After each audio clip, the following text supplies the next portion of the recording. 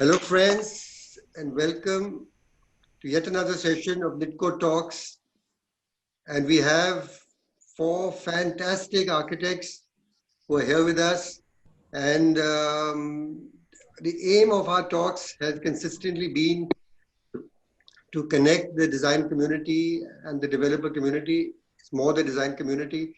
Even a lot of the architects who we have had on have not known each other, and it's given all of us a great opportunity to have got to know such fantastic architects. Getting on to introductions, Kanhai Gandhi graduated from the Academy of Architecture, Mumbai in 1995. And soon after, he set up KNS Architects along with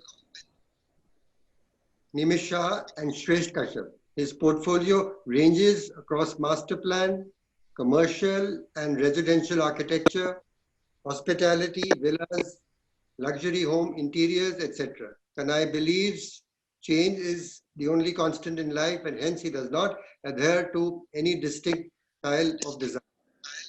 He firmly believes in versatility and that each project should have its own unique approach.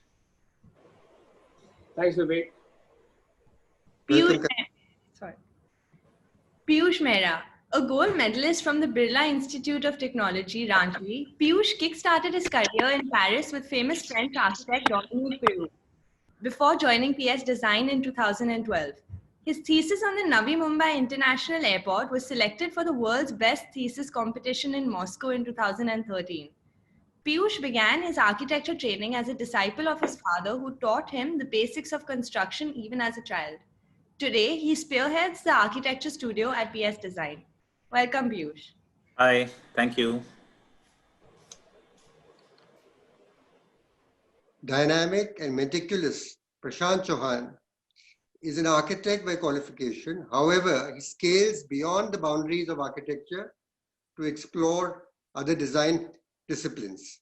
His belief, design is boundless, forms the very core of his practice 09, which effortlessly deals with projects in architecture, advertising, interior, and exhibition design. A strong believer in karma, Prashant enjoys sharing his thoughts with aspiring architects at Rizvi College of Architecture, where he began his quest for lifelong learning. An explorer by nature, Prashant also has a passion for travel, photography, and technology. Welcome, Prashant. Thank you, sir. Last but definitely not the least, our next panelist is a doting father to a daughter, a trained husband, a quality of extreme value in lockdown, a dreamer, a hoot in known company, travel buff, thrill seeker, an avid reader with the sporadic blogger syndrome, with serious affliction in OCD and a grammar Nazi with split personality issues, something that his office can vouch for. Has been accused several times for his gift of the gab.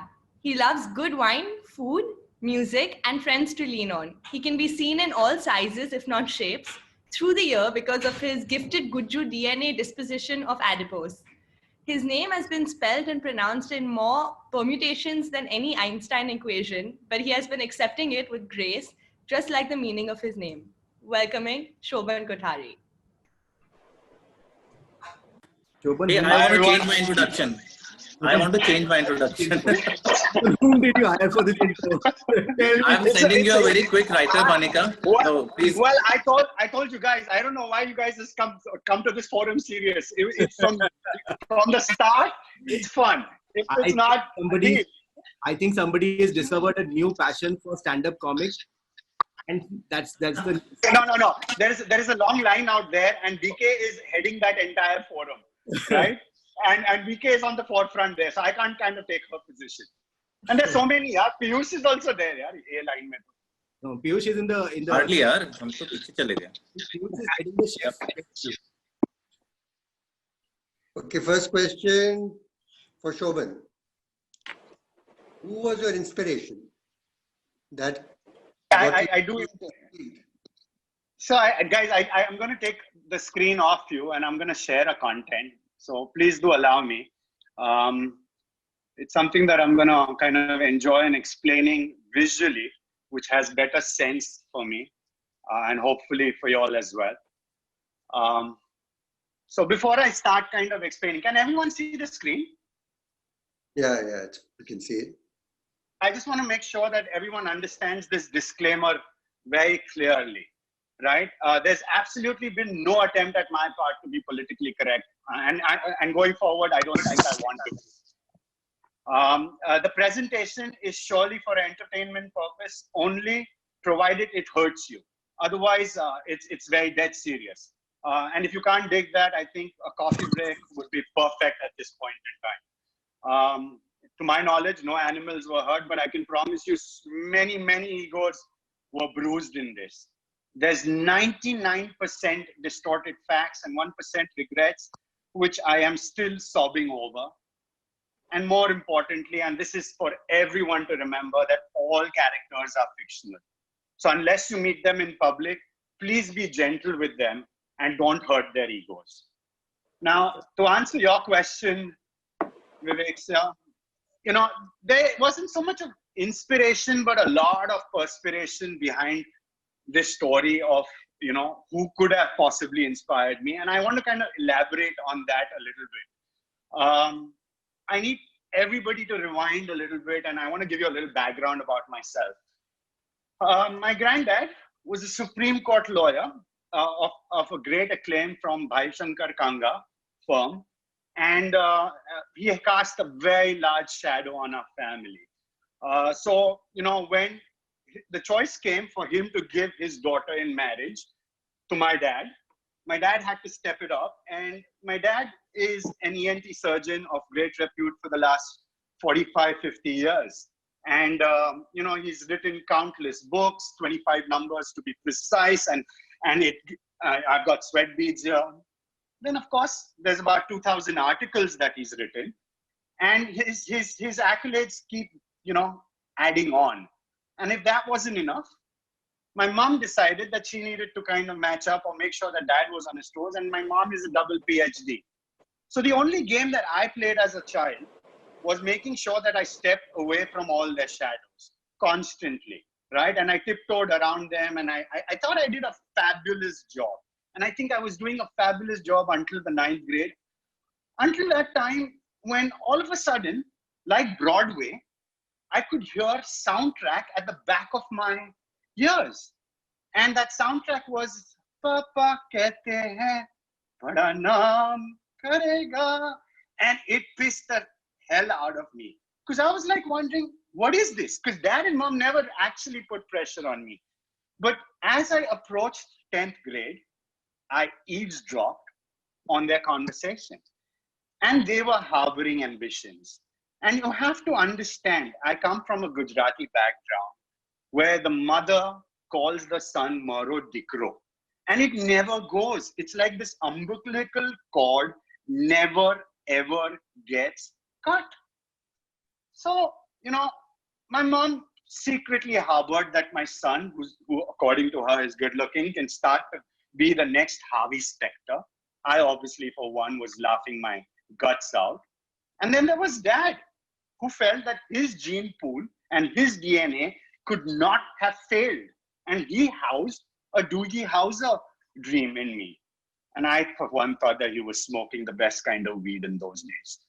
Now, obviously, all this compounded to the fact that we needed to come to a decision. So it was summer of 91. I get into a car with dad and we head to the clinic.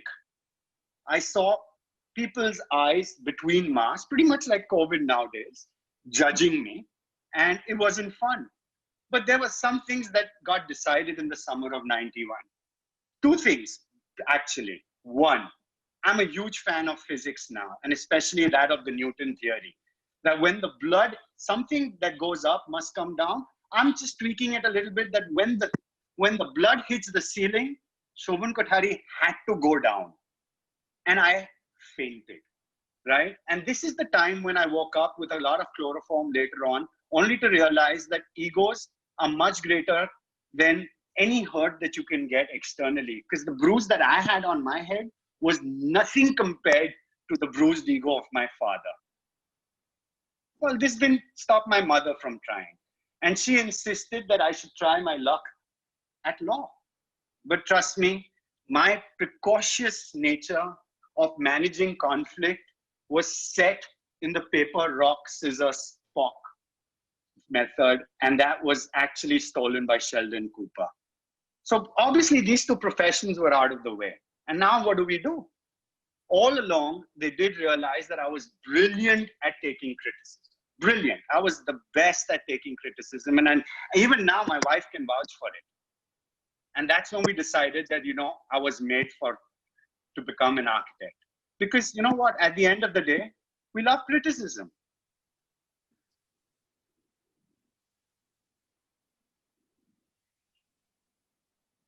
So now we expect everyone to take out their presentation, isn't it? Exactly. Shobhan, since the day one of lockdown, you've been preparing for this, right? Hey, I have no work. What did I tell you? I'm actually sending in my resume to Piyush. I'm sending in my resume to all of you all. Vivek has already kept a separate cabin. He's looking for a sales and marketing guy already, and absolutely a one who's free. So there's me. I'm kind of doing, and Anika, I've been kind of, on the side telling her that, London Business School and everything, I can definitely be of help. And she's kind of realizing that. So yes, this has been going on forever. So looking And actually, my Microsoft subscription went off because of non-payment, since I don't have any money. Otherwise, I would have given a fantastic PowerPoint. I'm actually stealing it from someone else as well. After the lockdown, otherwise even I would have given up. I'm already sweating. Shobhan, I'm already sweating. So guys, You're brilliant. let's go round on inspiration besides perspiration. Kanhai, you want to start? Yeah, sure. Yes, please. See, basically, I can say maybe similar like Shobhan, from a Gujarati family. When I was born, if I go back a flashback, now way back to 1972 when I was born, Gujarati family full of traders, businessmen, and full of chartered accountants. So there was not a single sign of being creative out here. But there was a slight difference. I think when I joined school and even now, I'm a very quiet type of guy, and I had this knack of telling stories with pictures. So that was something which was like a childhood habit. And as time went by, I used to keep drawing more and more and used to explain a lot of stuff through sketches. And at the same time, I used to do something which no one ever did. Everyone used to hate studying. They used to like going out, playing in the ground and all that stuff. I used to love to study. I used to sit at home. I used to study. And I used to study all the time. And I used to love studying my, geography, social sciences, your history. And in this entire process, I just realized that, what are structures? I get fascinated by all these 7 wonders of the world and, how they were built, when they were built. And again, as I said, how they were built. That was something which went, how was the pyramid built? 4,000 years back, that intrigued me so much. Figuring out that, there's something more to this. But then also that architecture never came into my head that way. And there was one sad part of thing which I realized that when I was actually reanalyzing stuff, that everyone remembers the structure, but no one remembers the architect actually. So I don't know how many architect people actually know that were actually were behind this entire thing of making these structures. But again, as I said, this struggle went on, and eventually I took science because I think that was something which was again into me, and I couldn't do physics. I was not very good at physics, and I was sure that engineering is not the scope, not a cup of tea for me. Similarly to medicine also. So the only thing left in way back in 1990 was then architecture. I joined architecture school, but even for the first 3-4 years, actually from the 10th grade till the third year of architecture, I used to keep interning with my dad, because my dad had his own business. So I thought, in case I want to switch my career, even after second or third year, maybe I should really get the business acumen of figuring out how to run a business. Eventually, that did help me to run my own practice. when I actually have passed my architecture. And only when I joined architecture school, then I actually realized that, there are these legends of architects. There are all these famous designers, architects, and who then started inspiring me. When I was in 91, 92 in the second or third of architecture, you had Frank Lloyd Wright, and you had Antonio Gaudi, then you have Franco Gehry, and all those big legends who actually influence you in such a good fashion. And so then I obviously didn't have the money to travel around the world to actually see all those projects. But over the last 20 years, actually, I've made an effort of actually, whenever I'm traveling, I make a point to see at least one of the legendary architects. If their work can be, I can visit that, study it. So then it becomes a source of inspiration. So there was no architect to inspire me before I joined architecture, but then a lot of architects do inspire me now to actually figure out how and why they're doing these lovely designs and structures. That's fabulous. Prashant, I think I'll take the battalion of the Gujju. Yeah, I think we are going as per seniority, So it starts with Vivek, I'll take then battalion ahead. then Prashant. Then you might want to fit in five, 7 more architects, and then I will come. Okay, Piyush, you want to go ahead, or should I carry the Gujju battalion ahead? So carry the Gujju battalion ahead. Okay. So I come from a Gujarati family, but I am not so Gujju because I really don't speak much Gujju even with my parents. So we normally communicate in Hindi or English. And my father has been into oil, as in he's an employee at ONGC, and my mother had been at a bank. So no inspiration as such, frankly. It was just one fine day that when 12th exams were done and I was asked to fill up an engineering form. That is when it struck me that, oh, engineering, padhai karni padegi. What was the second option? Medical. Oh, medical, padhai karni padegi. So those two were my only inspirations. ये दोनों में पढ़ाई करनी पड़ेगी बहुत ज़्यादा. So अब क्या alternative है? So now let's take architecture. Because that was another 5 years. It was supposedly a more serious profession. And till that time, frankly, I had absolutely no clue. In fact, till second year or third year of architecture, or probably even till date, I don't have any clue about what design is. But learning every day. So trying to explore, trying to learn every day. So I think my inspiration has been very clearly to avoid books. That's it. Okay, I'll change the question. Similar. We're so similar. We're so similar. I've become like that. Now, after being an architect, I've stopped actually looking at books. Even I started looking at how to have fun, actually. Yeah, after joining architecture, Prashant must have realized I was so wrong. Padhai nahi karni padegi. I was so wrong. Engineering would have been so much better. I'll change the question for Piyush. Piyush, you have to tell us about your college days and where you met Priyanka. And will you get Priyanka in the picture because she doesn't want to be out of it? It's quite clear. Priyanka, will you please come in front of the camera? Priyanka, you are required. She's saying no, she's not dressed for the occasion. So no. It's only the only the face that we see. You have no idea, okay? You have no idea. So should I start with the inspiration, which is like really inspiring? Yeah, start with your PowerPoint, please. Like I said, the subscription got over. So as a child, like since I was a child, I was born and brought up in Lucknow, which is the greatest city in the world, especially with respect to food. And so architecture was the only profession which I had ever known, because my father used to work as an architectural craftsman in one of the government companies, and used to have his own projects as well. So I used to see him earlier days, the drafting. So there used to be big boards, a lot of drawings, a lot of rotring pens, pencils, etc. So I was kind of growing amongst all those things. So architecture was probably the only thing one could do for me as a child. And later on, once my dad got me a book which had a few projects from Charles Correa. and I started going through them, and so that was the time it really inspired me. Okay, this is how space planning could be, and so that was my inspiration, my father and architect Charles Korea, of course.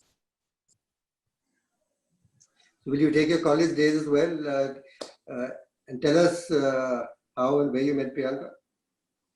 Okay, so everyone really wants to know about Priyanka. So, as you all must be aware that I'm quite young. He's laughing here. Okay. So Give us the figures. in 2011, I decided that 2011 I was in the 4th year of my architecture, and I decided, okay, let's do an internship in Mumbai, because 2010 I had done it in Delhi with Romi Khosla. So 2011 I thought, okay, let's do it in Mumbai, and so I started searching for a lot of architects across. So then I came across this lady, Priyanka, and of course I was like, oh, this is one hot architect, and I should definitely apply for internship in this office. Also because of other reasons, because her practice was good, and it was a smaller size practice. So I thought, okay, I'll get more exposure in other things as well. And so quite strategically, I applied, and of course I got through. And that's when I met her, and we didn't fall in love then. I finished my internship. So that time in 2011, Priyanka was doing more of interior projects in the company, and I was more inclined towards architecture. So when I was there for the internship, it was a short internship for 6 weeks. So we kind of pitched for more than 3-4 projects, and we got them all. So I then kind of connected with her and with the company. And even when I went back to college, I was still working with the projects and everything. So yeah, that's how we started up in 2011, and rest is history. Shobhan, The hair started falling also after 2011. I don't know if it's related. Shobhan, you're on mute, but there is Shobhan, you're on mute. I wanted to know what swung it his way, for Priyanka. I mean, what did he do? But he then kind of wound it up with something of a statement, that is, he lost his head after he met her. So now he's kind of hitting himself in the face even before he's allowing others to do so. So now that's pretty much he's kind of killed it for himself. I have nothing to say. You guys may soon see a punch coming from here. It's not as effective from the side. It needs to be head on. My advice to Priyanka. Yeah. Piyush, Priyanka is asking us to ask you why you really joined. For the love of architecture, for the love of design. So of course, as an architect, you like aesthetic things, right? And also the aesthetics of the employee you're going to work with. So, Shobhan, for you, how did you meet Priyanka? I'm keen to meet her. She seems to be doing a fine job in keeping Piyush under control. I mean, it's a pleasure to meet ladies like that. Okay, tell us about your college. Am I scoring, Priyanka? You can just put up on the chat that you definitely want to meet up with me. Am I scoring?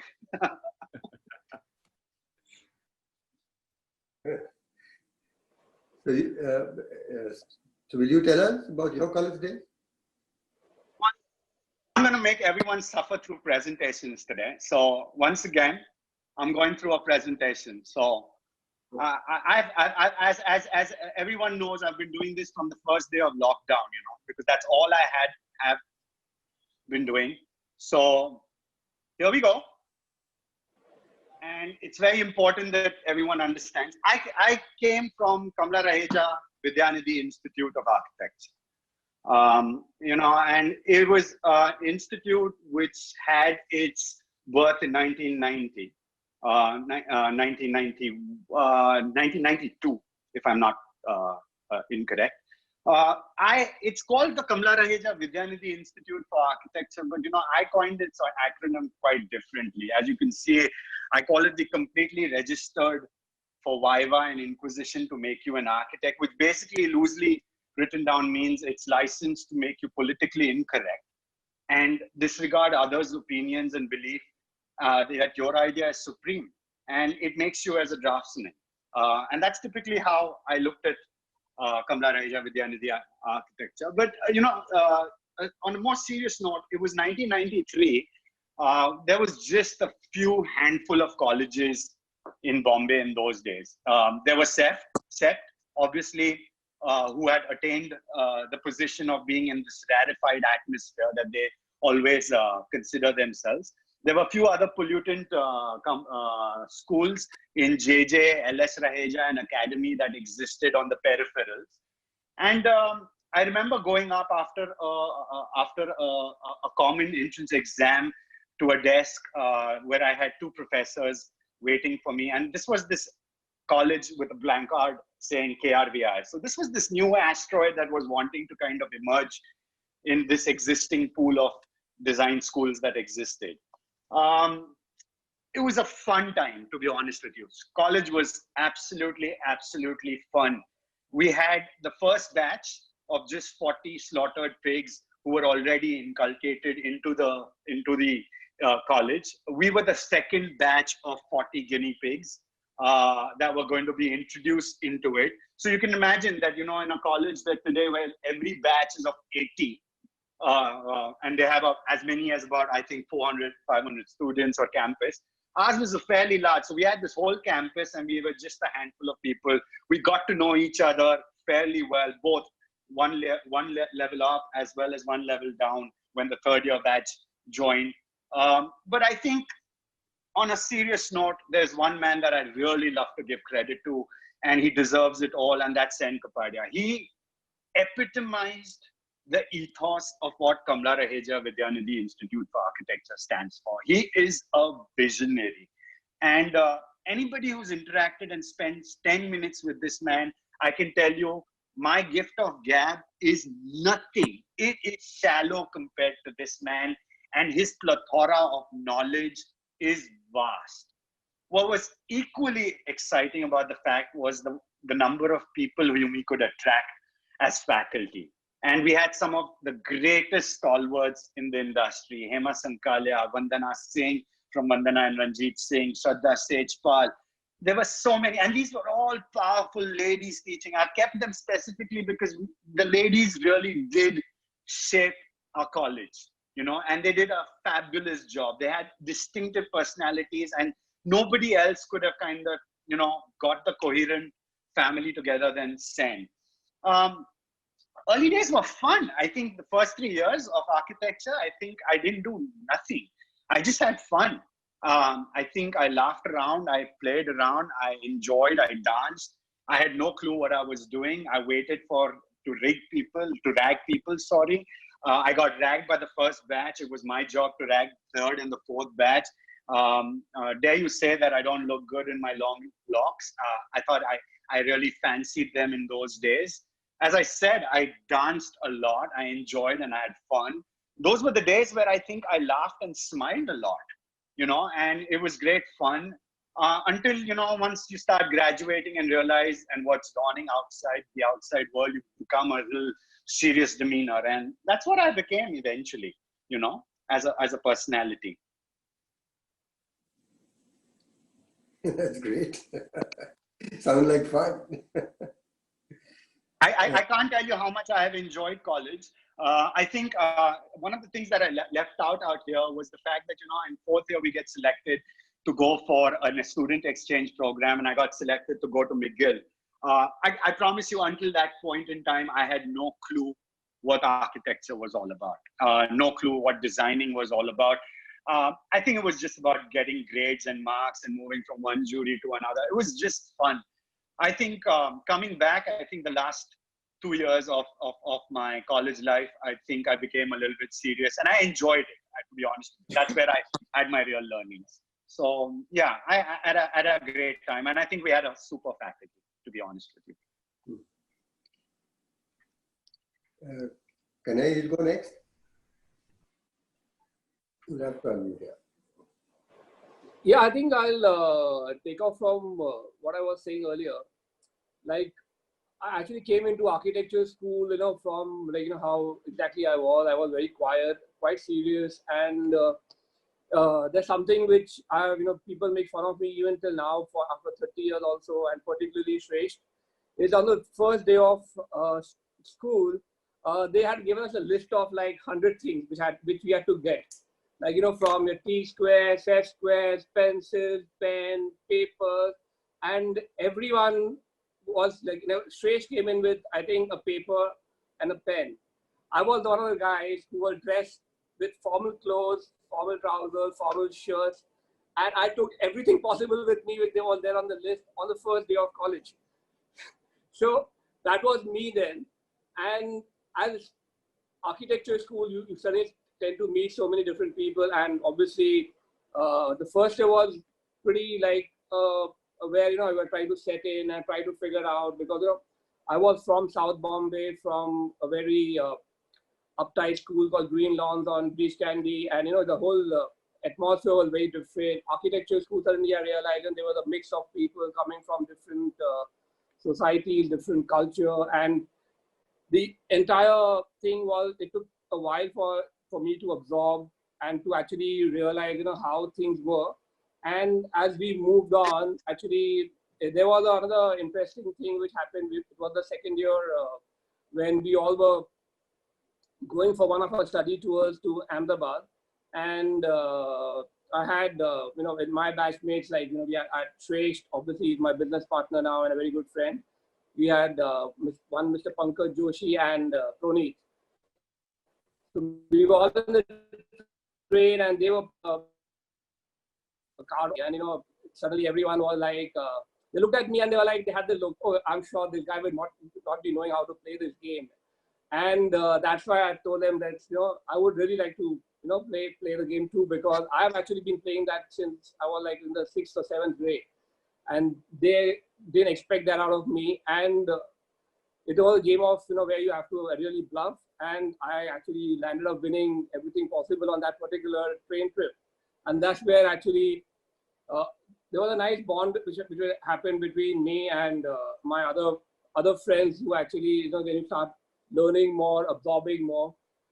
And I think I actually would like to give a lot of credit to the years in architecture school, because apart from studying, everyone does study and you do listen to your lectures.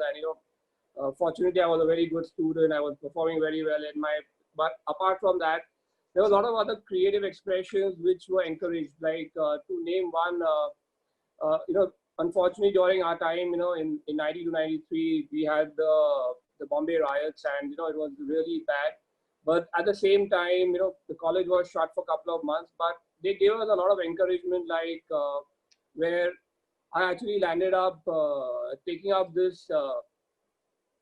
We learned how to do art with coal tar, and this was something which was done with with that time with Nimish, my other business partner, who actually two of us actually, and there were some other friends, where we did this entire artwork with a collection of with coal tar, which is normally, if you call it the dumper on the road. And we had this entire exhibition in those days, 93, in Society Interiors, which was one of the biggest show of that time.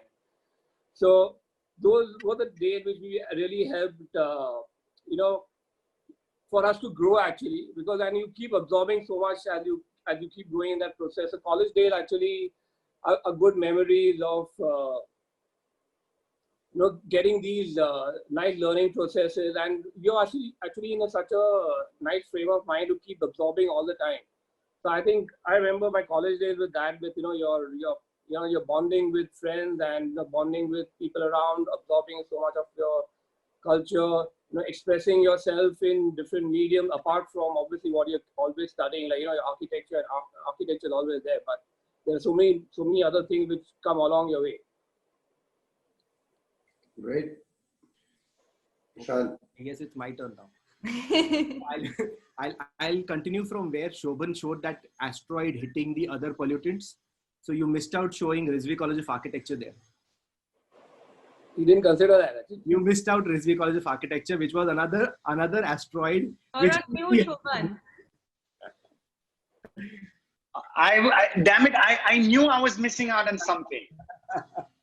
Okay, so I won't claim that I was. Honestly, but Prashant, honestly, in those days there was just that many, right? Yeah. 20 years back, there was just that many. I know. So my You guys keep talking about 1994, 1992, and I'm like, oh God. Sending you diapers. Besides toilet paper, I'm sending you diapers, Piyush. In case if you run out. And can someone talk about the 21st century now? Okay, so there was another meteor in that diagram which was missing, which hit the other pollutants, and that was Rizvi College of Architecture.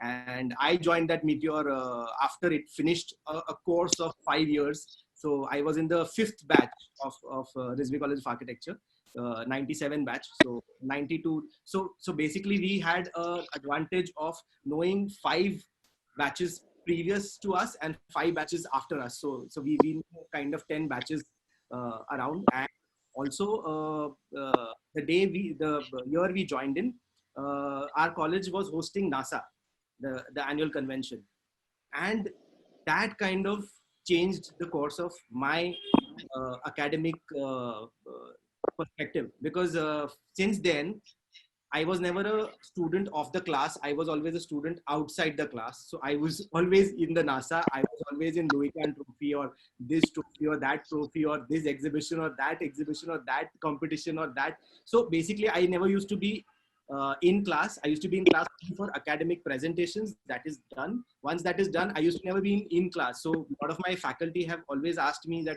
are you in the same class? Are you in the same batch? You know, so yes, I used to show them actually that my number is on the roll call.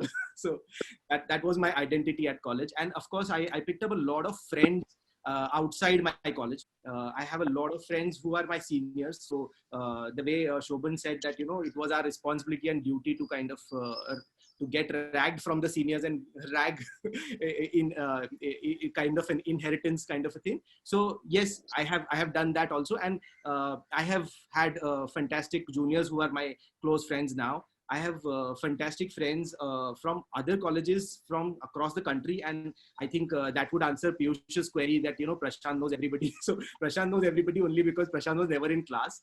I have to credit my shaping of my entire career to Akhtar Chauhan and Prajna Chauhan.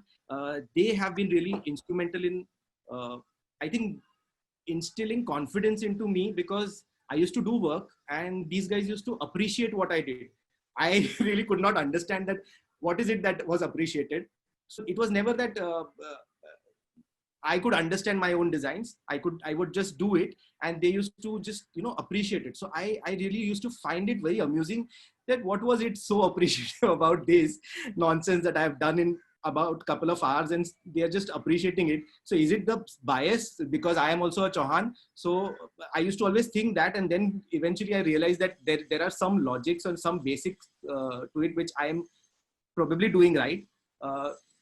And apart from these two guys, I think I should also credit my career and my entire life journey to Behzad Kharas, who has been not just my friend, but also a close brother to me, because we have been always together in all possible sorts of events, all possible sorts of NASA competitions. We've done multiple crazy amount of competitions in extracurriculars.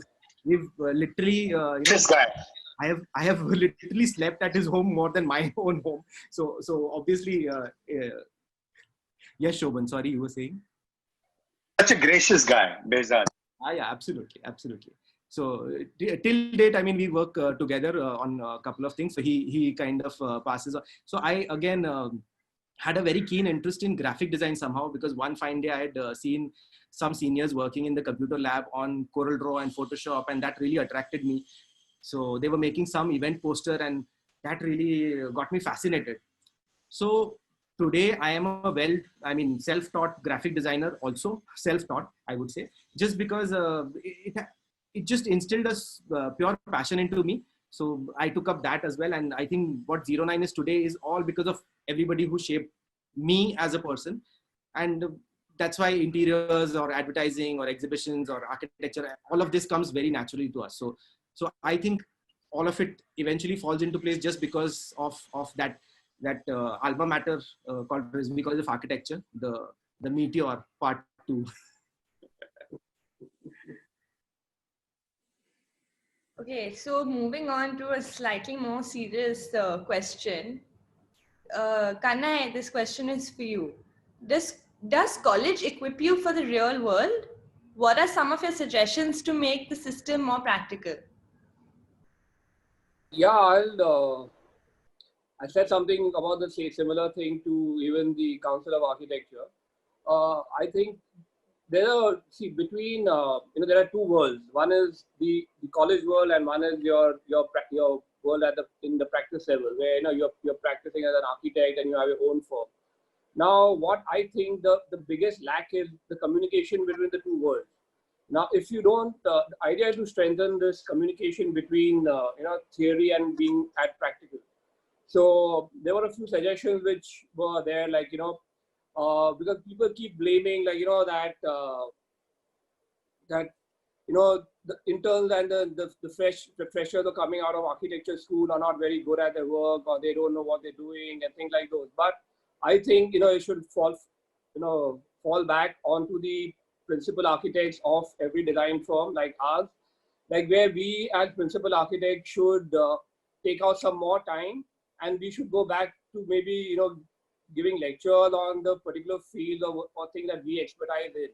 Suppose if we excel in something like, say, residential interior or architecture, then we should be taking effort of giving lectures. And everyone has an excuse of like, there's no time, and it's difficult to travel now because of technology. That can really be negated in totality. We can actually even teach online, and take that kind of time out where the students of architecture get that bit of understanding of how things are done, why are they done, what are the principles.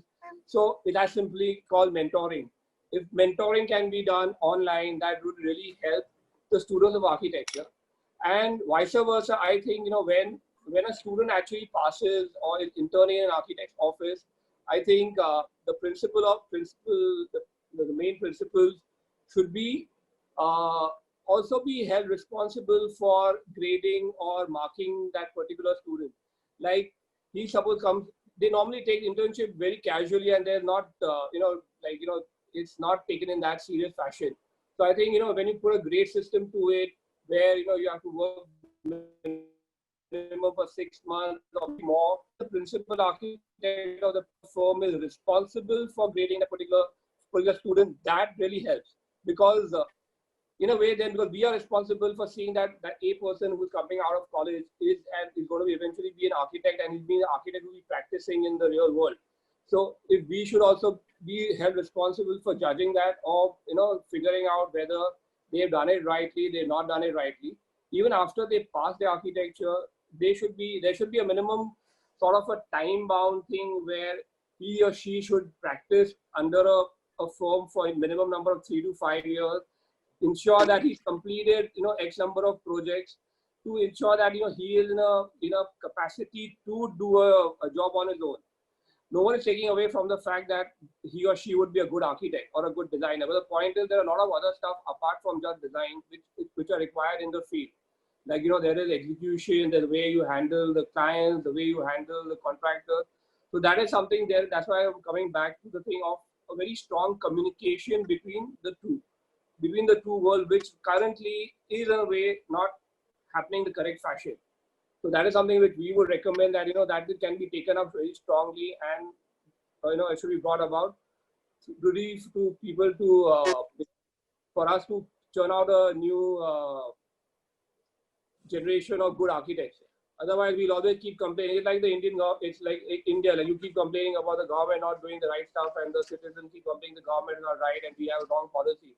The point is, it is always a very interactive thing which needs to happen, and the communication needs to be right between the two bodies. If that does not happen, that it won't happen correctly. So again, I said, collaborating and communicating correctly is the need of the hour. Okay, so jumping ranks here from the senior to the most junior one. I have a different opinion on this entire subject. Is that I feel in colleges, in architecture colleges, it's about the indulgences. The professors, the design teachers, they have different opinions. They have different ideas about the world. They don't think very commercially, which we all think now, and which is why we expect a certain different kind of a demeanor from any fresh architect. Okay, why don't you know this? Why don't you know that? And why is it everything so true, authentic and not really commercialized?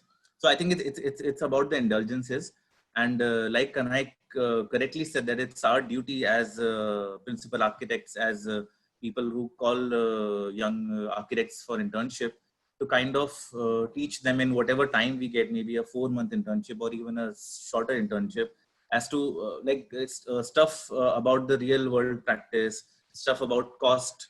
For example, when I first started working on a site, the major issue which I faced was the cost. So I had no clue what a BOQ is, how to make a BOQ, and how to present an estimate to a client. And once you start your own practice, you realize even more than finalizing a layout, that is something which a client really looks forward to before starting up any big project. So this is something which I had to learn in the profession when I immediately started, because this was not taught in the college, in the colleges, in the schools. And that is probably because the professors, the teachers, they don't really practice. They they finish their masters, they do PhD, and then they immediately start teaching. So it's about indulgences. They are more indulgent about just teaching or giving theoretical knowledge to the students.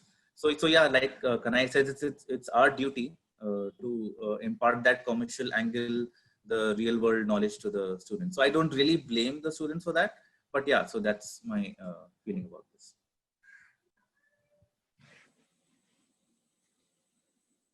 Prashant, Do you want to go ahead, Prashant? I think Shobhan had some view on this.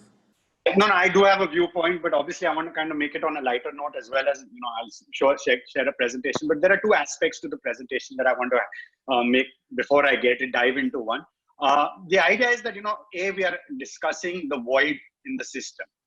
B, I think we need to also discuss as, practicing architects of last 20, sorry, Piyush, I don't know how many years, but for the last 20 odd years, I think where is the gap? And, how do we fill that gap?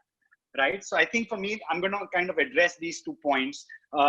Just indulge me one more time, guys.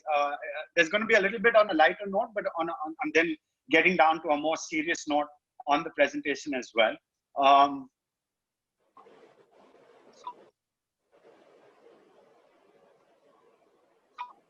As every architect that kind of graduates at the end of his career or end of his college years or 5 years, I think he's thrown into the pangs of the real world. And I don't know of a single individual who's not scared.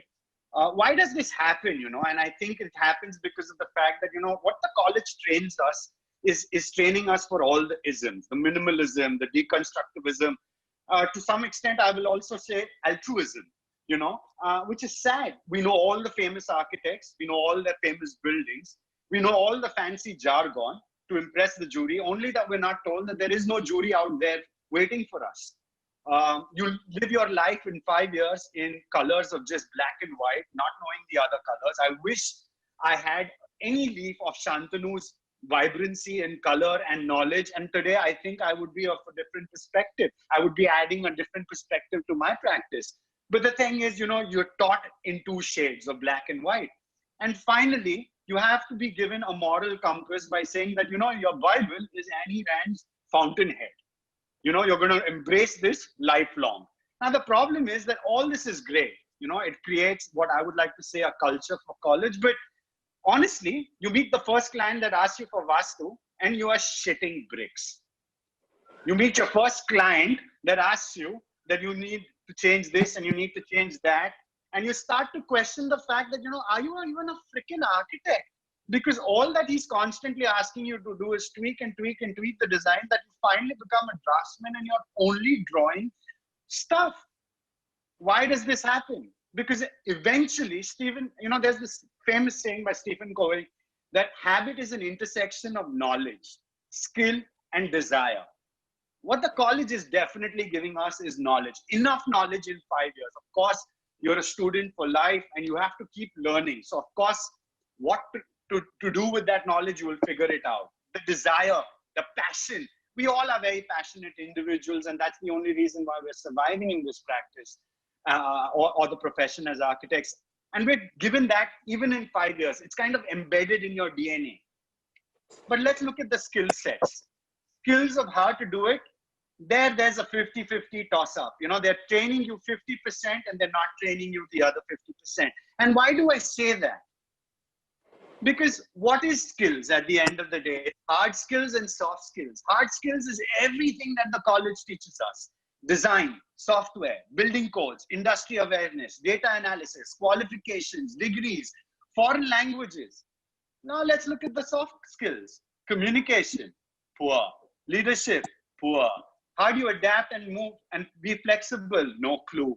Problem solving, no idea. Decision making, no idea. Can you work as a team? No idea. Time management, it's a disaster asking them to do. Willingness to learn, oh my God, they think they know it all. And let's not forget finance. Some of us, even at this age, are struggling. So the problem is that the college fails to understand that the soft skills are the hardest skills, and they need to kind of inculcate that at some level in us.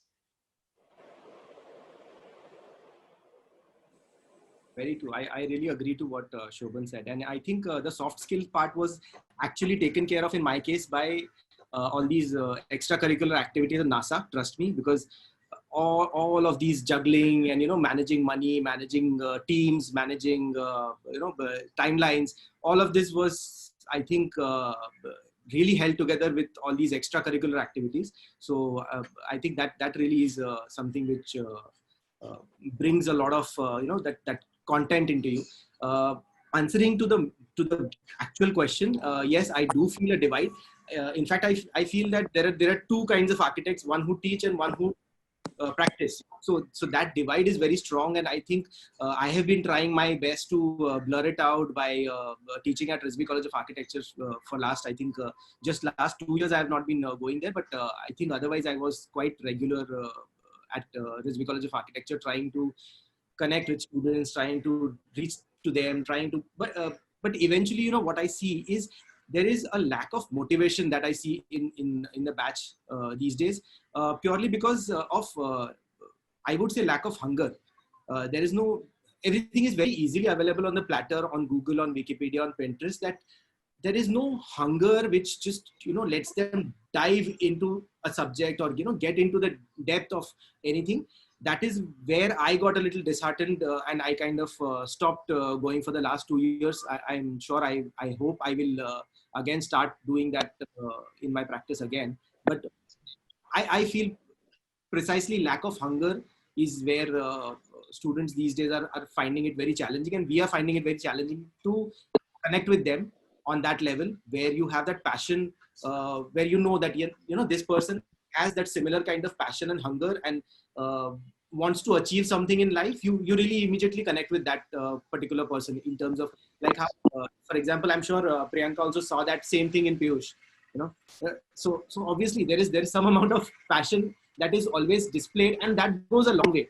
That really goes a long way, because it eventually puts you on the forefront every time. Not just one time, not just twice, every time you want to just be at the forefront. Like we have had some kids with us who've actually interned with us and then graduated to literally become a design associate, you know. So 4 years, 5 years of your training that you give to a company is something that you really invest in yourself, not the company. You're investing in yourself. And now today we know that definitely this person can take it further from that level. And I think that is what is missing. So rightly when Kanhai said that, you know, you invest 3 to 4 years in a career, that is also something which is lacking right now. That's great. Prashant, you know, I mean, moving forward, I will definitely elaborate, but in my case, I've not had the good fortune. I've really not had the good fortune of working for 3 to 4 years in anyone's practice. and I will share moving forward, and I definitely see the point that you're making and how that's been a bit of a sour point at my end. I agree with you. That's a sour point at my end as well, Shobhan. When we come to that next part, I will share that as well, my journey.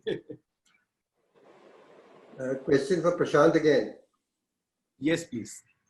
Tell us about your first client, your first project, and did you goof it up? Okay, so in the case of 09, the first client, it's like a movie, I mean, you see the first love at first sight never happens. You keep meeting that person again and again and again and again in different phases of time. That is what has happened with 09. So I would say my first client was probably during college days when I used to be interested in graphic design, and one of the professors asked me to design his card. So that probably was my first client. I did a good job, but I never got paid for it. So good lesson number one, that never start without taking an advance. Very good lesson. Story of our lives. Yeah, I know. So then came a second phase where I graduated and I was already working at Hafiz Contractor. And obviously the internship amount was negligible almost. It did not even cover my travel expenses. So obviously to fill up your pockets, I had to do a lot of freelance job. So I used to work with other architects, work with other companies like Philips and all, and used to design lighting for them, for their facades and stuff. So that is where I did a second phase. I mean, we used to do lighting design for brands. That was second client. That is where I learned how to manage funds. Then there came another phase where I ventured out while I was working with an art director, Jeena Shetty. She was also from our college. And while I was doing that, I had like at least 20 days in a month, which was free, because the shoots used to happen only for 10 days or maximum, I mean, at the max 12 days in a month. So rest of the days, what do you do? I mean, I can't just sit at home and make my parents feel uncomfortable ki ladka to architect ban gaya, but kuch kar nahi raha hai. So that's the reason I used to head out and try and find another job or another kind of perspective. So that's where my wife, my current wife, and my then girlfriend Anu, she brought in her professor's coaching classes, which was to be designed. So we said, oh, fantastic, good. So we thought that was the first project. Happened, all said, all good, all done. I mean, we did a lot of fantastic detailing and all of that. But then somehow 09 never took off because I was not focused. So I never sat at one place. I never, kind of got gripped onto that one platform. I was still doing teaching. I was kind of consulting. I was doing a lot of things at multiple places. And then finally, after a brief episode of Dubai chapter, about a year or so, where I was consulting to somebody, when we returned to Bombay in 2010, that is when the real world started and real consolidation of 09 happened. And that is when we actually took our first project of 09, and which was a luxury interiors, the works with home automation, with everything. So basically all sorts of stuff, but still that was somehow to me, not my first project. I would say my first project was a weekend home, which we did right from scratch. So we built everything right from, locating the trees, locating what the tree position was, how to plan it around that, around the trees, how to have the entire bungalow home designed with the context of the trees. So I credit, and somehow till date, I think I feel every project is the first project for me, because that gives me that energy and that zeal and that enthusiasm and that kind of energy to just completely boost in everything and all sorts of concentration coming into that one project. That is what I still feel, that everything is still, I mean, till date I am in that phase where I feel, oh, this is a dream project. This is the first project for us. This is the pivotal project. So I still have that feeling. I have not got over that first project feeling till date. But when you're still young, but I still have that feeling. Even at my age, for me, every job, everything I'm doing is excitement, because enjoy our work. So it just shows how much you enjoy your work. Exactly. Who'll go next? Okay, so Priyanka is actually writing the amount as well on chat. Priyanka, let's not do that. Priyanka is writing amounts, and that is very embarrassing. I think she's missing a couple of zeros. Yeah. I heard Hafizites used to rake millions. So I don't know. I'll add to what Vivek said, like, and even what Prashant said, like, you know, like every project is a first project. Like, for example, if it's depending on the type of vertical that you're doing, it's a corporate office or it's a residence, it's a building, or if you now we ventured into hospitality and institutional projects also. But to name my first project was something when I was in the third year of architecture and I got a job to do, and it was a friend's house in the area of Gamdevi, if people know about South Bombay.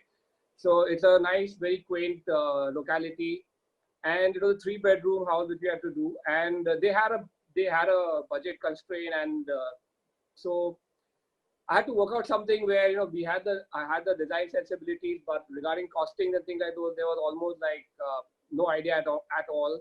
But then also we went about doing it, and the particular why I'm mentioning it, that's the first time actually. I don't know whether Vivek would remember. I'd gone to the NITCO office then at Urban Point in 93, 94. And that was the first project where we had used the very famous white mosaic tiles, where, you know, you had, it was like 1 foot by 1 foot with the marble chips. And the entire house we laid, like we bought some 1,000 square feet, and, you know, we really had to work on the numbers.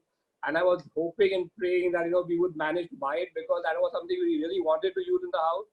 And the house was fantastic. After that, we got a lot of other jobs. So I used to do a lot of freelancing jobs from then on for almost like quite a few years, you know, trying to figure out how to experiment with materials. And the first job was very memorable because obviously it's the first job, and it became more memorable because I used the NITCO tile actually at the end of the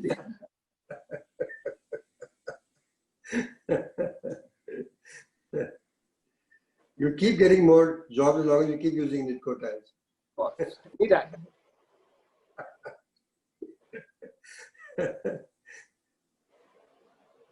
Piyush. Yeah, okay. So very few people know this about me, but when I was in college, right from the second year, I started approaching developers in Ranchi. And so they used to have like these really ugly looking buildings in Ranchi going all around.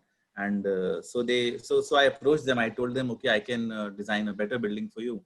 And they said, okay, why not? And of course, they didn't tell them that I was in the second year of my college. So that is when I got actually started working professionally. And I remember my first project that time was it was a commercial tower for about 6 floors, and the elevation turned out really well, and they really liked it, and that's when I completely started.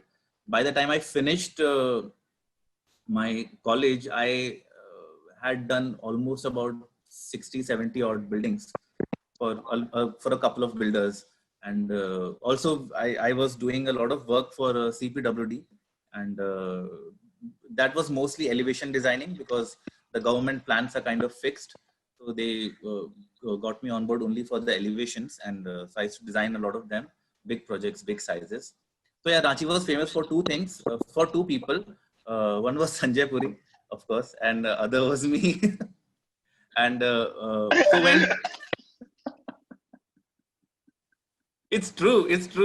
Ranchi still is famous for Sanjay Puri. So there was this whole rumor that time going around. Arey, Bombay say there's this architect who's come, and we Ranchi architects charge 5 rupees a square foot. He's charging $110. So those were all rumors, and maybe they were true about Sanjay. Piyush, So, can you send us the Google Map location of your statue in Ranchi? I'm too embarrassed to do that. So anyway, so when I came to Bombay, so when I actually had my first client and first thing. So for the first year, I was kind of still shadowing around Priyanka and the projects that she was doing.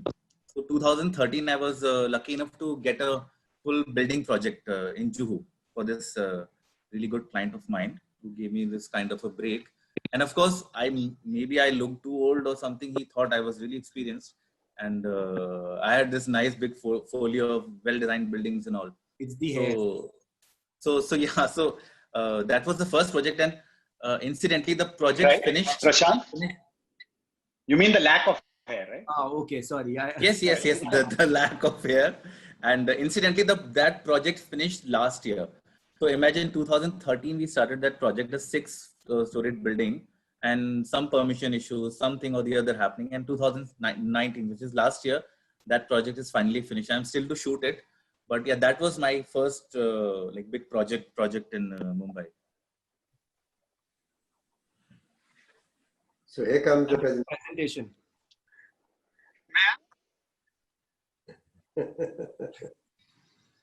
Because this one is my favorite, because at some point I have to be honest with you. I'm sharing a little bit of my dad's dream here, and I have to do this because I'm so proud of him as a son. For some odd reason, it's not opening, and I think it's decided to die out on me.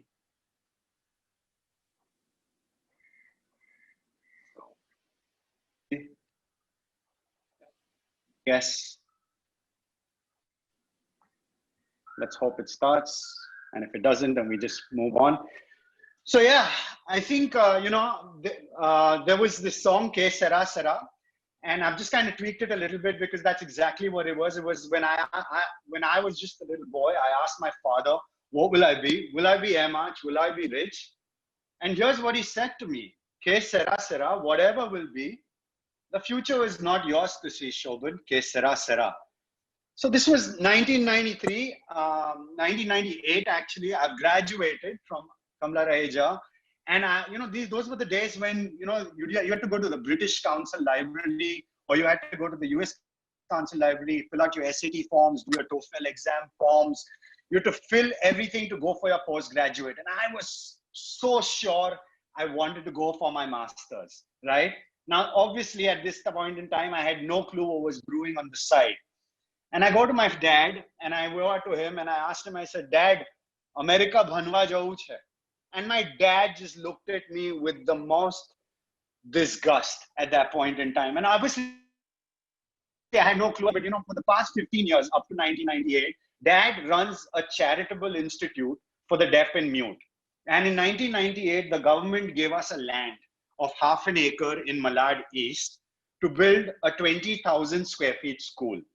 So my dad just looked at me and he said that, listen, social service karwani chhe hai. Acha, bhanwa nathi jawanu.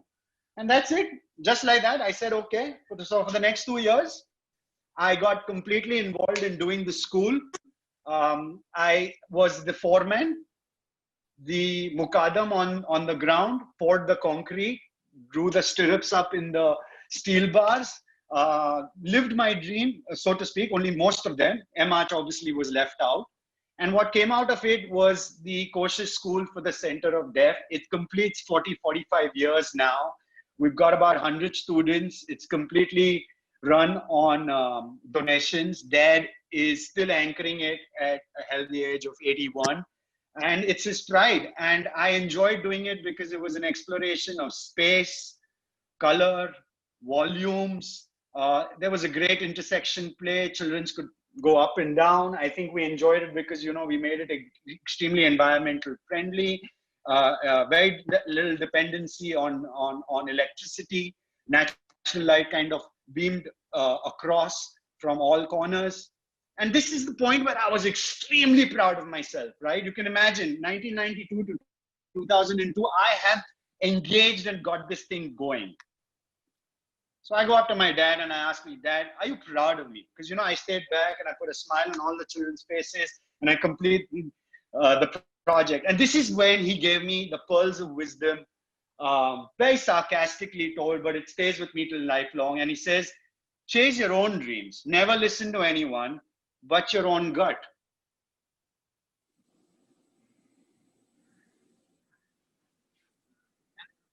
I think at some point in time, when you look at an opportunity and you see it as an opportunity and you latch onto it, you have no idea of how many other opportunities you're letting go.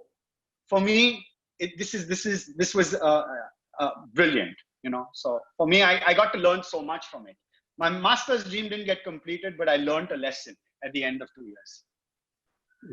That was amazing, Shobhan. That was really amazing.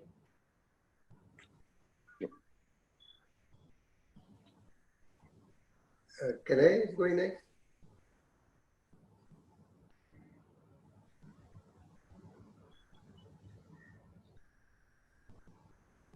I think we finished, right? Finished. Yeah, I think we finished that question. Okay, so should we move on to the next question then? Yes, please. All of you have your own firms today. Tell us about how you set it up and a little bit about your initial struggles. Kanhai, you can start.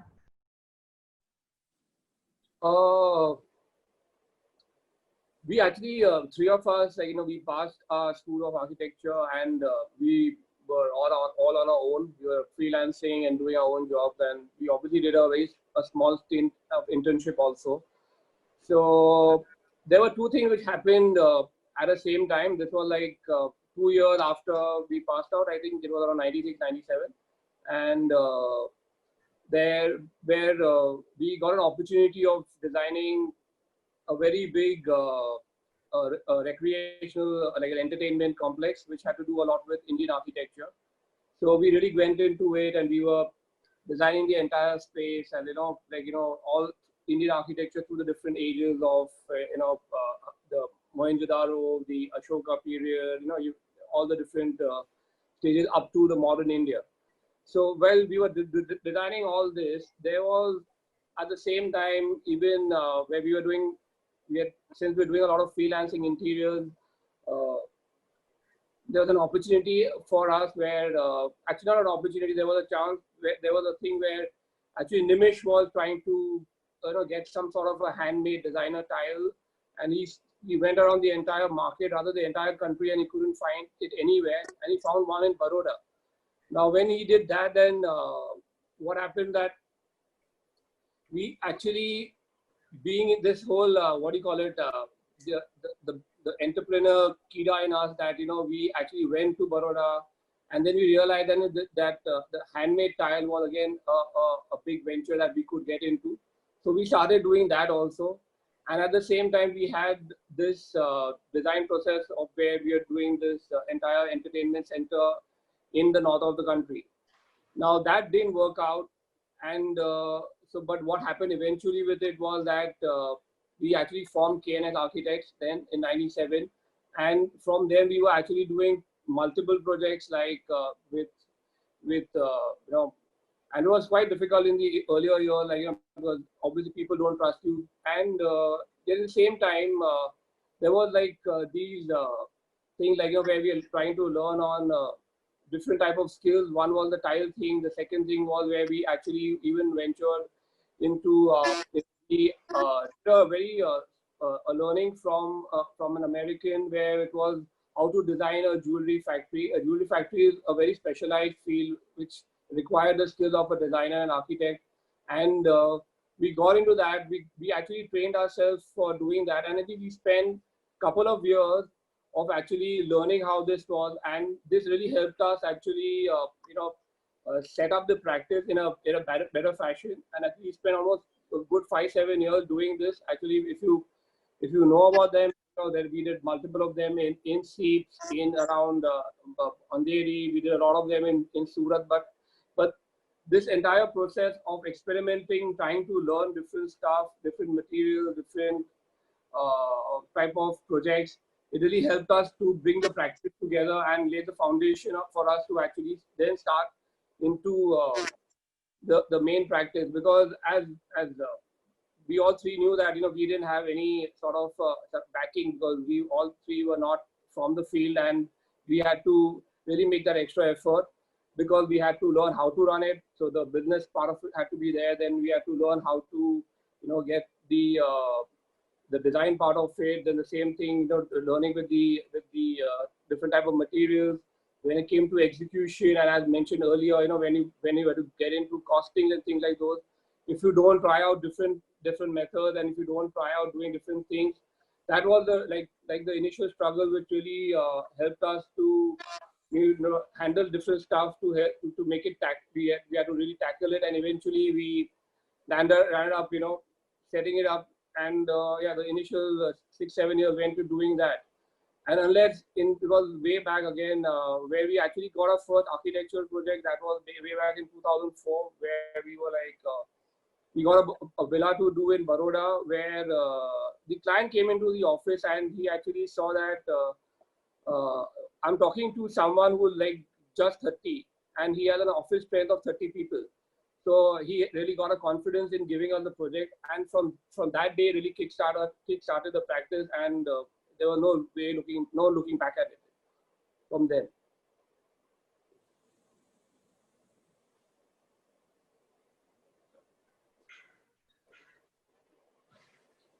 Who'll go next? I can go next. Yeah, okay, sure. So as I already mentioned, my life was in phases of movie phases kind of a thing. So again, having a first, having a set up an office, formal office, was in 2010 when we were actually doing work from home situation. We had a small studio apartment. So the living room was our office, and the bedroom was our home, and the kitchenette was like a pantry come kitchen thing. So that's how we started that Oshivra, and then we kind of slowly and gradually moved into another formal office setup. I think I have lost quite a few projects just because of what Kanhai also mentioned, that you there are some clients who really look forward to a grand setup that they want to have visible. So I've of course seen the blunt of it, where clients have refused to give us projects because they feel that they cannot trust us with the kind of small setup that we have. And I think I'm quite proud of it. A small setup doing decent boutique works. That is what I have always envisioned 09 to do. We really don't want to go out of scale. That has always been our clear idea. And there have been graciously some good clients who've trusted us with fantastically brilliant luxury projects as well. So I would say there has been, of course, struggles of all sorts, right from staff and right from, all sorts of struggles, right from managing your stationery to managing your own bills and everything. But we've kind of kept it in a very small bracket. And I think that is what is very easy to handle for us. And now that we are back in that work from home mode, I think we are quite comfortably settled. We are still, even if things open up, we are still in that mode that where we want to observe for another 8 to 10 days, and we want to then slowly take a step forward. So we are still good to go while the work is happening at the background. So I think that is how I would want to sum it up.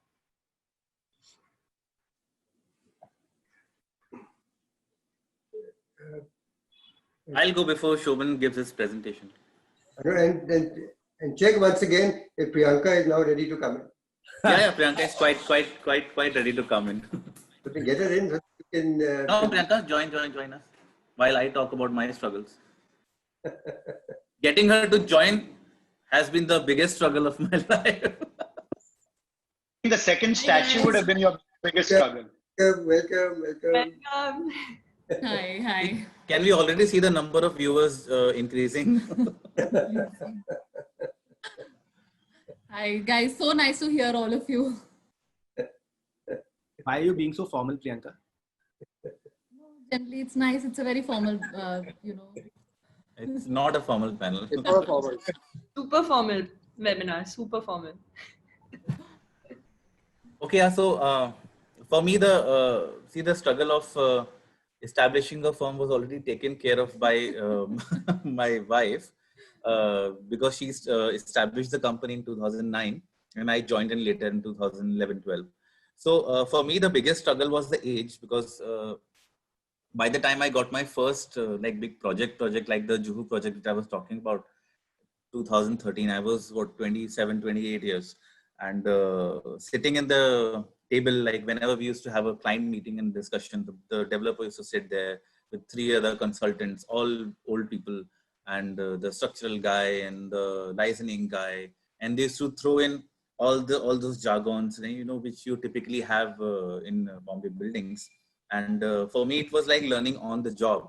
And like how Prashant said, and Kanhai also said that also not having a big setup is also seen as a problem with by a lot of developers and a lot of clients. So also to not let them feel that, okay, I don't have the setup or I don't understand this particular jargon. So initial maybe few meetings were a little tough, wherein I thought, okay, maybe I'm not really equipped for this. But then I eventually realized that I was there for the design, and if my design was good, if my design was true, then there's no problem. And then people will actually listen to you. And of course, having fewer here helped, and they used to actually think I'm quite senior, which kind of helped me. But yeah, so that was the initial struggle, and yeah, so that's about it. Will you tell us a little bit about your struggle as well, Priyanka? Or you didn't have... Exactly. Priyanka should answer this question. So honestly, yeah, for me, setting up the firm was quite a bit of struggle because first I was alone in a city. I mean, I'm originally from Delhi and I've been living there all my life. I just shifted to Bombay, when I started working with Hafiz.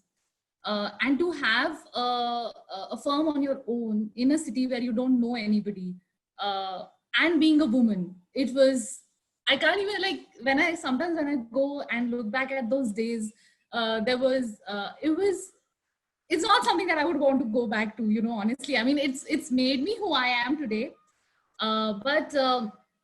First I realized that was a time when very few people trusted women. There were very limited number of women in the industry who was really out there. So starting new for me, that was one of the first biggest struggle. I just feel that men, whether it's a builder or it's that's how society works. It's the men of of a family who kind of take decisions, and for them to be comfortable with the women, with a woman designer, the woman of their house, the wife starts looking up to them like, architect, bahut achhi lag rahi hai tumko, why are you being so comfortable with her? So they kind of used to set back. So they preferred, this was my experience. I'm not sure, I'm not saying everybody's, but this was my personal experience. It helped also because sometimes the women were more comfortable having a female architect around. The second was building a rapport with the contractors. I would say I was young when I started out. I was 29 when I started the firm. And the contractors used to think that ye bachchi aa gayi hai side par aur ye hamare par chilla rahi hai. So that was one of the biggest struggles, because then again you have to learn the details and everything very fast. What helped, of course, was that I had worked with Hafiz for 5 years before I started the firm. So I knew a lot of details. I'd done a lot of interior works before. So that kind of helped me. And but the struggle really was there, getting a grip on site. Even till today, there are times that I go on site and people will have an object, the contractors, especially I would say in smaller cities, there is a certain section of contractors who don't want to listen to a woman shouting on their heads. They'll be okay as a man who's shouting, how can a woman shout? So, and I am very, very loud and very, very vocal. So, that becomes like an issue. But today I don't care. That time I had to be more humble and more, careful about what I was saying. So that kind of took a little while. I think these were the more or less two struggles which I really faced. And I remember I still look very young, but those days I was looking even younger. So I had to put on a lot of makeup, to go on sites, because people are like, ye kya hai? Who's this kid who's come on site? Will she be able to handle the sites or something? I had to really put on a lot of makeup, make myself look old. So that they were like, okay, this is like how he said, a lady has, that's why he wanted to join, the firm, kisi mein lady ke saath join kara. So that was his thing. Anu is there. Anu, welcome. Hi. Hi, Anu.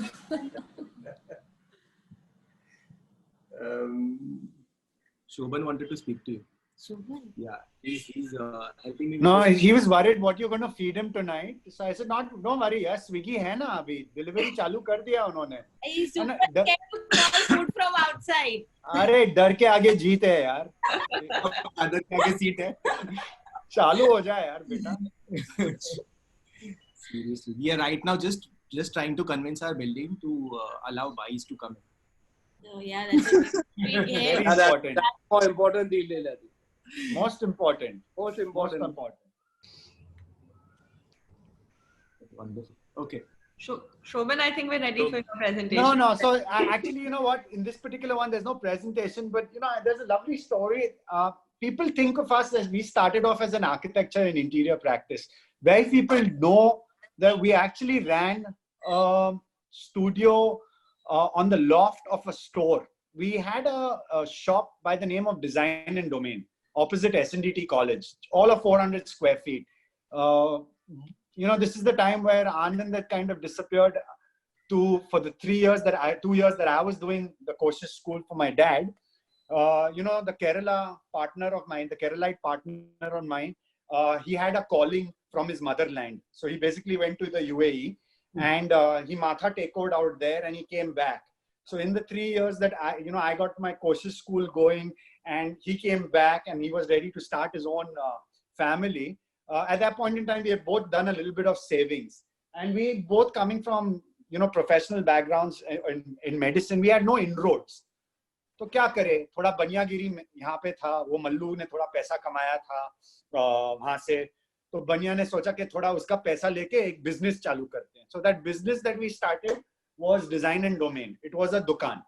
We used to source all artifacts and small stuff from Bali, Thailand, Philippines, a lot of local stuff all over India from, you know, Anmala Jain or Rajendra, you know, some artists. And we started that. So it was like a carrot. Ground floor पे दुकान थी, अच्छी लड़कियां आई तो आनंद भाग के जाता था. कोई माड़ू आया जिसको समझाने का टफ प्रॉब्लम था तो ये ज्ञानेश्वर नीचे जाता था और समझाता था और उसको how to convert him into some sort of a business वो देखते थे. So it served its purpose for 3 years. It was like a beautiful carrot. This is the time I have to tell you that contemporary arts and crafts and Anita Lal in a small domain of 4,500 square feet opposite Kambala Hill Hospital existed, right? So we as boys like Davids were fighting these okay Goliaths. Now 3 years hence, after that, all of a sudden Good Earth shut down in Kambala Hill Hospital and it opened in Raghuvanshi Mill at like a 10,000 square feet. Anand and I are looking at each other and he's saying, "Abhi dhanda band karte." Yeah, Abhi now let's practice on architecture and interior because this carrot is over. So basically that's our initial struggle, and you know, those were the days when Council of Architecture did not allow you to kind of promote yourself. So D&D stays from those days where it was Design and Domain. We just added a prefix of atelier and we started our practice. So after 3 years of doing that, I think then we got dived whole and soul into architectural and design studio practice. And I think about 2009 is when we even started KD&D Studio LLP, which is a JV for hospitality projects. So it's been a struggle, but I think it's been a beautiful struggle. You know, we've kind of enjoyed parts of business, parts of, you know, side hustle. And it was great fun. I don't think unlike, you know, I wouldn't do anything differently. I think I would stick to doing this whole thing all over again. I would probably make Anand put more money or earn a little bit more in Dubai. But other than that, everything I would keep the same.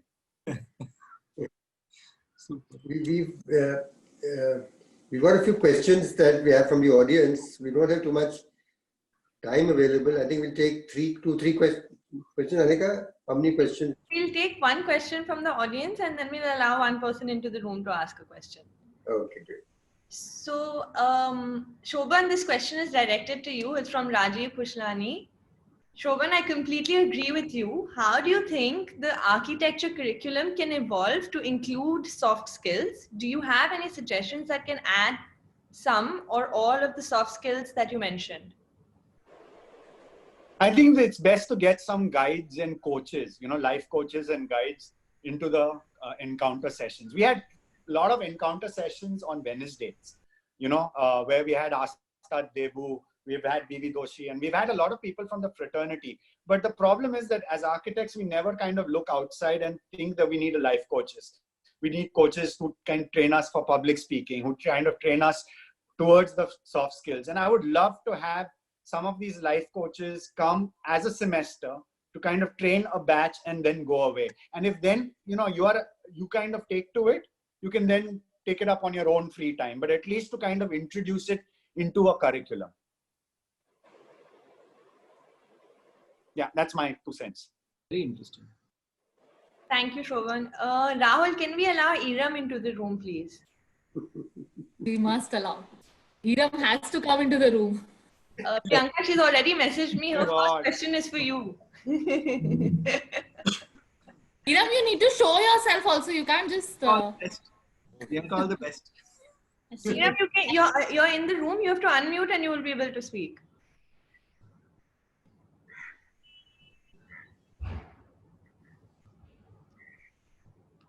I think we can finally say that we have overwhelmed the queen. Not possible. Not possible. Let's not be too confident before we say that. No, I'm kind of going off now. I've got a bad connection. Bye-bye. Iram is just preparing a speech, Let's go. Okay, I don't know. Maybe we can answer one other question in the meantime. So we have one more question from Surbhi Goyal. How long does it really take to arrive? At what point did you start hiring people and setting up a firm? I'm a freelancer and sometimes it just feels like all too much to handle. So Survi, after post-COVID, I'm willing to be hired. So you have never arrived. All of us, please. Please, we are also in the life. No. Priyanka, you have no right. Piyush has got a second statue being built in Ranchi and you have to continue to work hard. See, in our case, we have forgotten. We don't even have a foundation. But आपके वहाँ तो यार दूसरा statue चल रहा है. तो यार you continue working. Piyush had all the. Piyush definitely had all the. Anika, you Can't hear you, Anika. No, I just got Iram on speaker because she's lost connection to the webinar. Iram, you can ask your question. Okay, I just want to know. What? Hi, Shobh. Shobhan is Hey.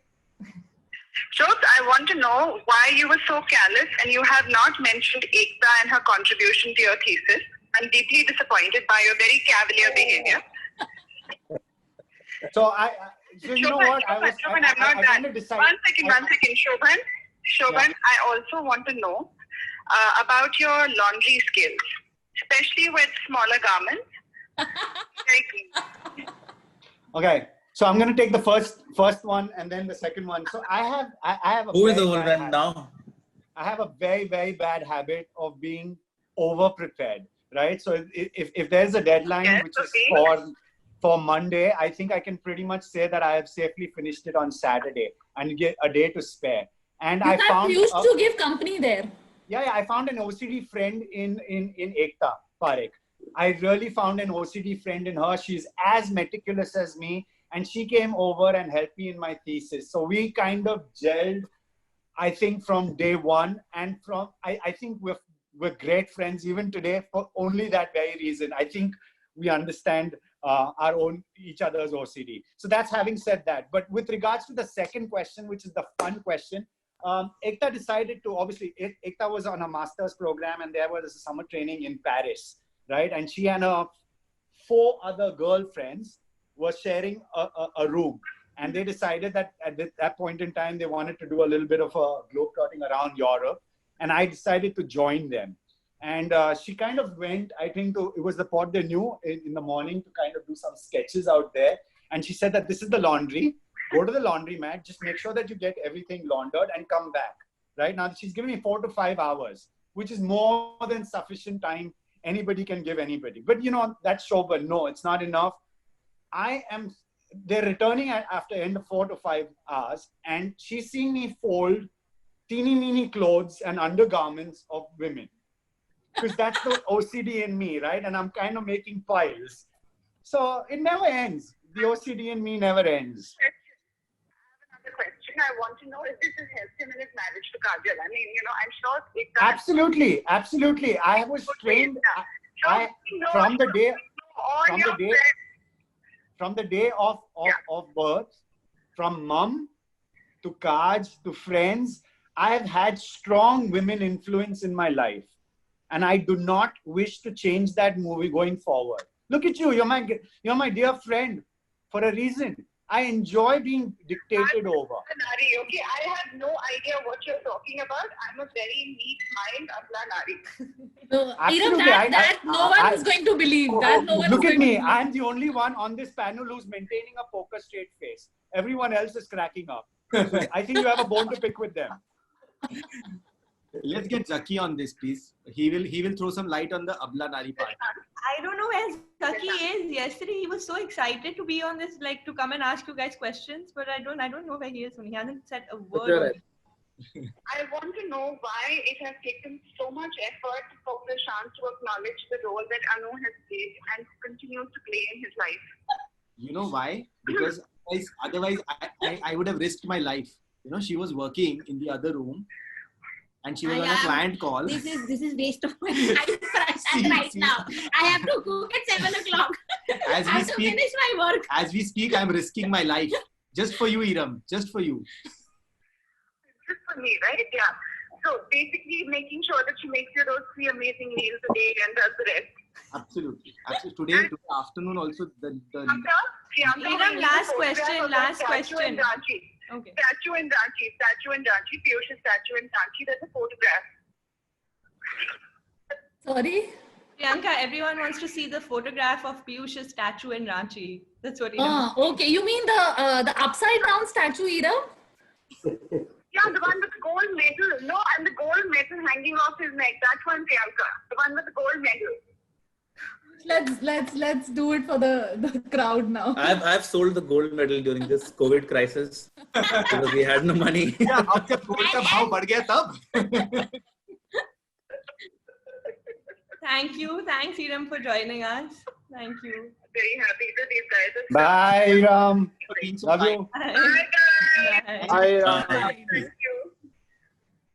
Okay, guys, I think we'll have to wrap up now. We're having so much fun, and I think we can carry on as soon as the lockdown is over at my house. I can invite all you guys. Yes, we'll be more than happy to come over, Vivek. Yeah, my quantum of booze is getting exhausted. Thank you so much. It was a real fun talk. Really fun. Really enjoyed all your stories. Thank you so much for having us. Thank you so much. Thank you so much for being on. Thanks a lot, everyone. Thank you, guys. Thank you. Bye, guys. See you. Bye-bye. Thanks. Stay safe, everyone.